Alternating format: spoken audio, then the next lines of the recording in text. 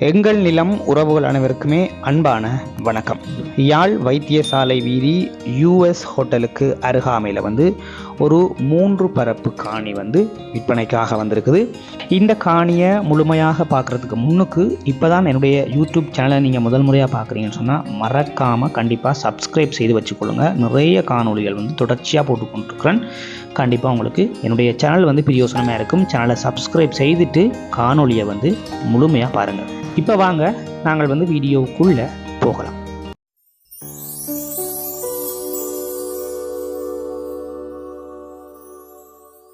இப்போ நாங்கள் சரியாக எந்த இடத்துல நிற்கிறோம்னு பார்த்தீங்கன்னு சொன்னால் யாழ்ப்பாணம் வைத்தியசாலை வீதியில் தான் நிற்கிறோம். அதாவது US ஹோட்டலுக்கு முன்னுக்கு பக்கத்தில் நிற்கிறோம். அதுக்கு முன்னுக்கு பார்த்தீங்கன்னு சொன்னால் கிறிஸ்தவ தேவாலயம் ஒன்று இருக்குது.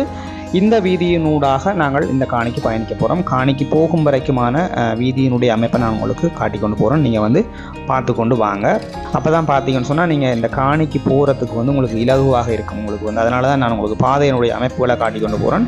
இந்த US ஹோட்டலில் இருந்து நீங்கள் வைத்தியசாலை இருக்கிற பக்கம் ஒரு கிலோமீட்டர் தூரம் அப்படி நீங்கள் போனீங்கன்னு சொன்னால் பார்த்தீங்கன்னு சொன்னால் வலதுகை பக்கத்தில் இந்த காணி அமைஞ்சிருக்குது. முன்னுக்கு மதில் கட்டி நீல கேட், அதாவது டபுள் கேட் போட்டிருக்கும்.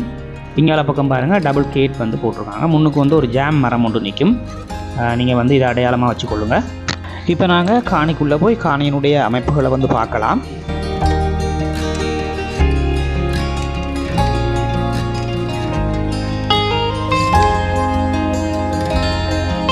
இதில் பார்த்தீங்கன்னு சொன்னால் மொத்தமாக 3 பரப்புக்கு ஒரு 3 குழி குறைவாக இருக்குது அப்படின்னு சொல்லி உரிமையாளர் சொல்கிறார். நீங்கள் காணியை எடுக்கும் பொழுது ஒரு சேவியரை வச்சு அளந்து காணியை எடுத்துக்கொள்ளுங்க.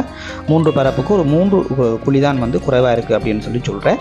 அதே மாதிரி பார்த்தீங்கன்னா சுற்று மதில் கட்டியிருக்கு. காணிக்கு ஒரு நீள் சதுர காணியாக இந்த காணி அமைஞ்சிருக்குது. அதாவது இந்த காணியினுடைய அகலம் பார்த்தீங்கன்னு சொன்னால் ஒரு 40 அடியாகவும் காணியினுடைய நீளம் பார்த்தீங்கன்னு சொன்னால் ஒரு 200 அடியாகவும் அமைஞ்சிருக்குது. காணிக்குள்ளே ஒரு நல்ல தண்ணி கட்டு கிணறு இருக்குது. பார்த்தீங்கன்னா தெரியும், உங்களுக்கு நல்ல தண்ணியோடு இருக்குது. அதே மாதிரி ஒரு டாய்லெட் ஒன்று இருக்குது. காணிக்குள்ளே சுற்று மதில் கட்டியிருக்குது. முன்னுக்கு ஒரு உடைஞ்ச ஒரு ரூம் மாதிரி ஒன்று இருக்குது, ஒரு கட்டிடம் மாதிரி. இவ்வளோதான் காணிக்குள்ளே இருக்கிற விஷயங்கள். கொஞ்சம் வாழை மரங்கள் நிற்குது, அவ்வளவுதான். மற்றபடி காணியை பொறுத்த வரைக்கும் பிஸ்னஸுக்கு ஒரு உகந்த ஒரு அற்புதமான இடத்துல அமைஞ்சிருக்கிறதால உங்களுக்கு ஹோட்டல் கட்டிக்கொள்ளலாம்.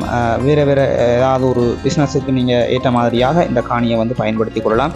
வைத்தியசாலை வீதிக்கு அருகாமையிலேயே அமைஞ்சிருக்கிறதால கண்டிப்பாக உங்களுக்கு பிஸ்னஸுக்கு நீங்கள் நினச்ச மாதிரியான ஏதாவது ஒரு பிளான் பண்ணி ஏதாவது ஒரு பிஸ்னஸை நீங்கள் இந்த இடத்துல அமைச்சு கொள்ள முடியும்.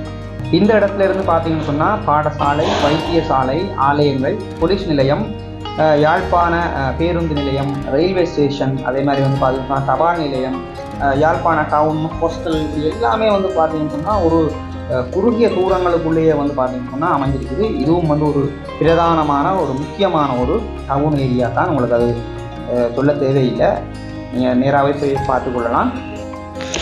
இதான் உறவுகளே இந்த காணியினுடைய முழுமையான அமைப்பு. இந்த காணி உங்களுக்கு பிடிச்சிருந்துன்னு சொன்னால் நான் இதில் உங்களுக்கு உரிமையாளருடைய தொலைபேசி இலக்கங்கள் 2 இலக்கங்கள் இருக்குது. 2 இலக்கங்களையும் தரேன். நீங்கள் அவருக்கு அழைப்பை ஏற்படுத்தி நீங்கள் அவரோட கதைச்சி பேசி இந்த காணியை எடுத்துக்கொள்ளலாம்.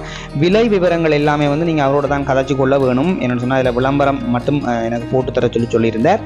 நீங்கள் அவரோட தொடர்பெடுத்து நீங்கள் அவரோட கதைச்சி பேசி விலையெல்லாம் கதைச்சி பேசி இந்த காணியை நீங்கள் எடுத்துக்கொள்ளுங்க. முக்கியமாக மறக்காமல் என்னுடைய சேனலை சப்ஸ்கிரைப் செய்து வச்சுக்கொள்ளுங்கள். நிறைய காணொலிகள் தொடர்ச்சியாக நான் போட்டுக்கொண்டிருக்கிறதால கண்டிப்பாக பிரயோசனமாக இருக்கும். அதே மாதிரி என்னுடைய டிக்டாக்கை ஃபாலோ பண்ணுங்கள். ஃபேஸ்புக் பேஜையும் மறக்காமல் ஃபாலோ பண்ணுங்கள். மற்றும் ஒரு காணொலியில் சந்திக்கிறேன். நன்றி, வணக்கம்.